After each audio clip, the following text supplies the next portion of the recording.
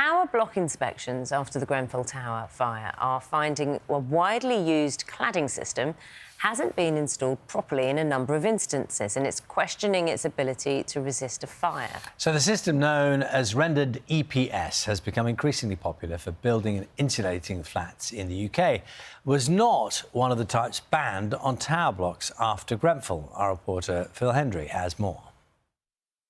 This is a fire test carried out in Australia for a cladding product. It's rendered EPS. If they saw what was underneath the concrete render, most people would be fairly horrified. Sorry, language. Hasn't resisted anything. It's just gone up. We've shown it to residents and an expert, Richard Hull, a professor of chemistry and fire science. It's expanded polystyrene, which is just the same as the white packaging blocks that you used to get your hi-fi or your TV wrapped in. After failing this fire test, expanded polystyrene, or EPS, was banned in Australia on new buildings over 2 stories high. I've been trying to get hold of this video for the 4 years since the test was carried out. It's finally been made public. Actually, the insulation, it burns more easily than the insulation that was on Grenfell. You get this sooty flame, a lot of black smoke, and a lot of that smoke is carcinogenic, so people who escape from a fire might then get cancer years later. The exterior walls of this huge development in southeast London are built entirely of EPS. In the UK, it requires fire breaks of non-flammable material between the floors. The construction industry says this makes it safe and that the Australian test isn't representative. But post-Grenfell inspections here and elsewhere have found the fire breaks are often poorly fitted or missing completely. Something George Boyd, a resident here for 20 years, has to live with daily. That's like a firelighter when you're starting a barbecue. Except it's no sausages, it's people inside these buildings. How could you even think that was right if you're a builder and you're responsible? It's like the whole thing's up in flames at the back. It hasn't resisted anything. It's just gone up. We're just put the buildings up, sell them. I feel angry now, but I'm also terrified that we're going to get another one of these. And then what are they going to do? They're just going to wring their hands. They're going to say how sorry it is. But they must start to understand that this is really dangerous for us. The developer Barrett has agreed to replace all the exterior walls at a cost of £13 million, but as yet there's still no start date.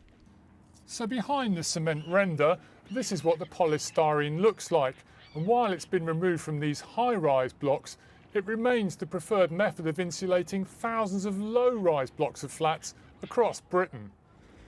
Residents of this unassuming block of flats in Macclesfield got a government grant to retrofit EPS to improve its energy efficiency. But after Grenfell, insurers consider it such a fire risk the building's insurance has recently gone up from £2,000 to £22,000 a year. Many of the residents are pensioners, like Sandra Yoxall. It's just so infuriating that we are paying this money out. This was a government scheme paid for by the government, the council and the energy company. It seems ludicrous that they're pushing this cost at us. Actually, if you knock on it, you can tell it's not concrete. Sandra's and the other flats are leasehold and managed by Julian Jones. This product's still being fitted to buildings up and down the country as fit for purpose. I just worry about how many people are fitting this to their building, not realising that they're either going to have huge insurance premiums or, at the worst case, the blocks might be uninsurable. I knew it was still being offered for sale, but to see it on the front pages of all these people that are offering eco grants, there is not a single word on any of those websites that state that this product is classified as a cladding.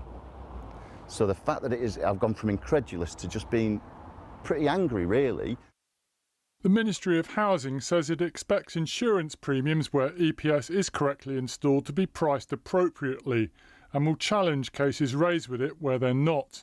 The department told me although EPS cladding systems can meet UK safety standards in tests, after Grenfell, ministers expect fire inspections to properly assess if EPS has been installed correctly to the required standard. Phil Hendry, BBC News.